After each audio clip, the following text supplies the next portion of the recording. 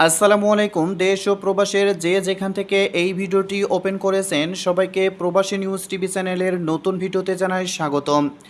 এই ভিডিওর মাধ্যমে প্রবাসের কয়েকটি গুরুত্বপূর্ণ আপডেট নিউজ সম্পর্কে আলোচনা করব। প্রথমে আলোচনা করব বিদেশ গমন ইচ্ছুক বাংলাদেশি কর্মীদের পাসপোর্ট রিনিউয়ের আহ্বান। এদিকে ওমানে আজ থেকে কার্যকর হলো প্রবাসীদের নতুন ভিসা ফি। এরপর আলোচনা করব ওমান প্রবাসীদের জন্য কোয়ারেন্টাইন শিথিল করলো বাংলাদেশ সরকার। এদিকে মালয়েশিয়া থেকে বাংলাদেশে যাত্রী প্রবেশে নিষেধাজ্ঞা জারি। এদিকে কাতারে প্রবাসীদের অগ্রাধিকার নিয়ে লেখায় এক অভিবাসী গ্রেপ্তার। এবং সর্বশেষে আলোচনা করব ওমান থেকে বাংলাদেশে প্রবেশে নিষেধাজ্ঞা প্রত্যাহার। তো চলুন মূল আলোচনা শুরু করা যাক। প্রথমে আলোচনা করব বিদেশ গমন ইচ্ছুক বাংলাদেশি কর্মীদের পাসপোর্ট রিনিউয়ের আহ্বান। প্রবাসী কল্যাণ ও বৈদেশিক কর্মসংস্থান মন্ত্রণালয় যেসব বিদেশ গমন ইচ্ছুক বাংলাদেশি কর্মীর পাসপোর্টের মেয়াদ 6 মাসের কম রয়েছে তাদের দ্রুততম সময়ের মধ্যে পাসপোর্ট রিনিউ বা নতুন পাসপোর্ট পাওয়ার আবেদন করার জন্য আহ্বান জানিয়েছে। গত 30 মে মন্ত্রিপরিষদ বিভাগে অনুষ্ঠিত আন্তঃমন্ত্রণালয় বৈঠকে এই সিদ্ধান্ত নেওয়া হয়।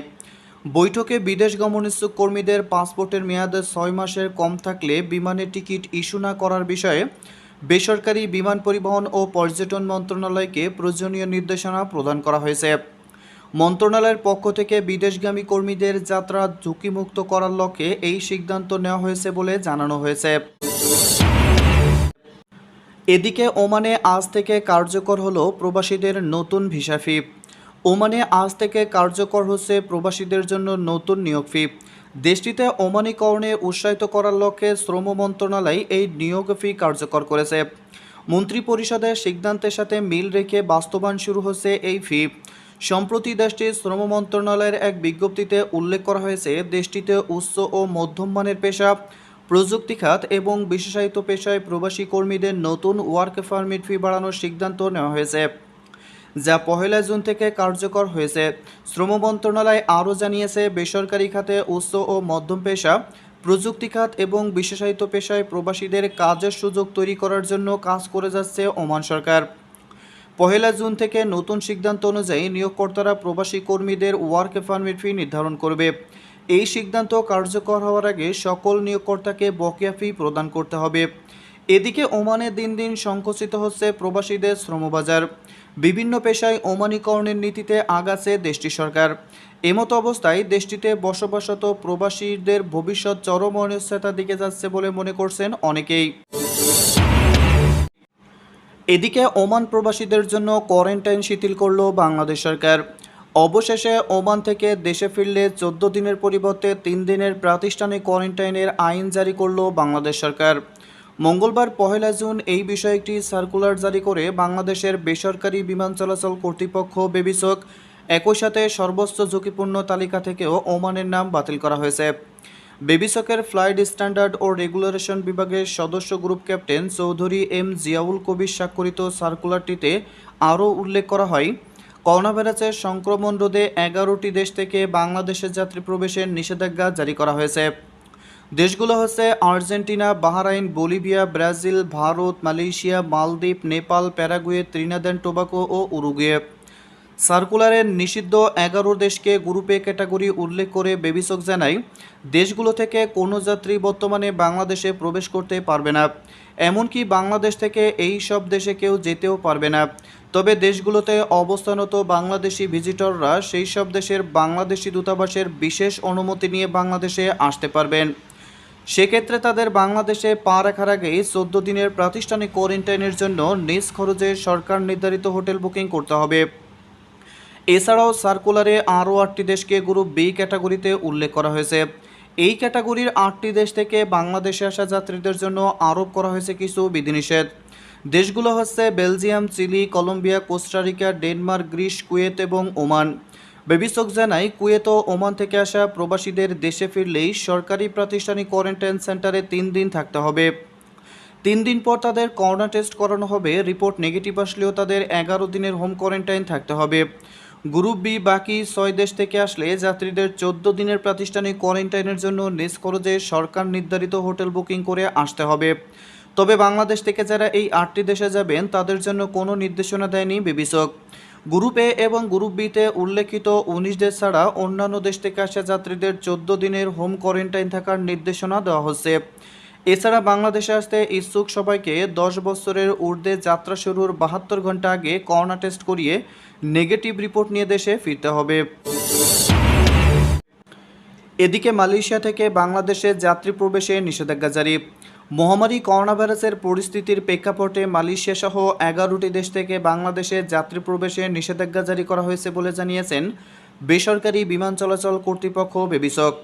মঙ্গলবার বেসরকারি বিমান চলাচল কর্তৃপক্ষ বেবিসক এক বিজ্ঞপ্তিতে এই কথা জানিয়েছেন। বিজ্ঞপ্তিতে জানানো হয়, Argentina, Bahrain, Bolivia, Brazil, Bharat, Malaysia, মালদ্বীপ, Nepal, Paraguay, Trinidad and Tobago ও উরুগুয়ে থেকে যাত্রী প্রবেশে নিষেধাজ্ঞা দেওয়া হয়েছে।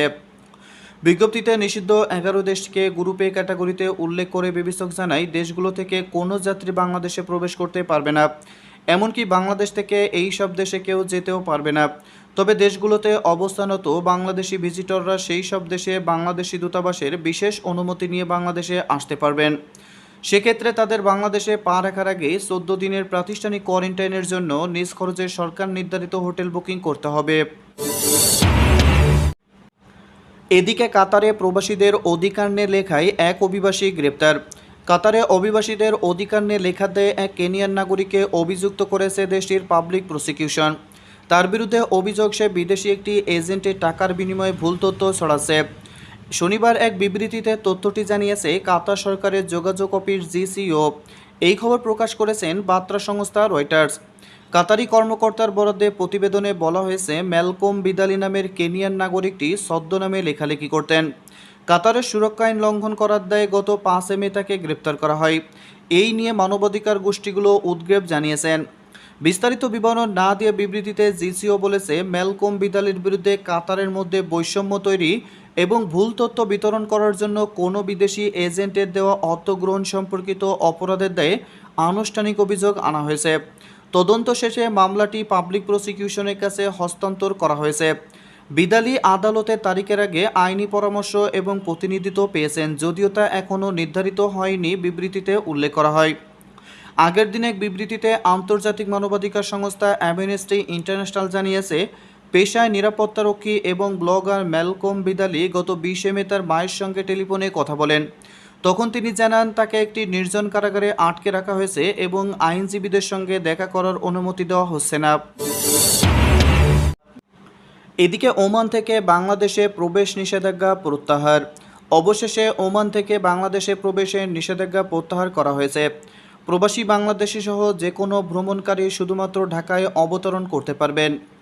1 জুন বেসরকারি বিমান চলাচল কর্তৃপক্ষের জারি করা নতুন নির্দেশনায় এই ঘোষণা দেওয়া হয়েছে।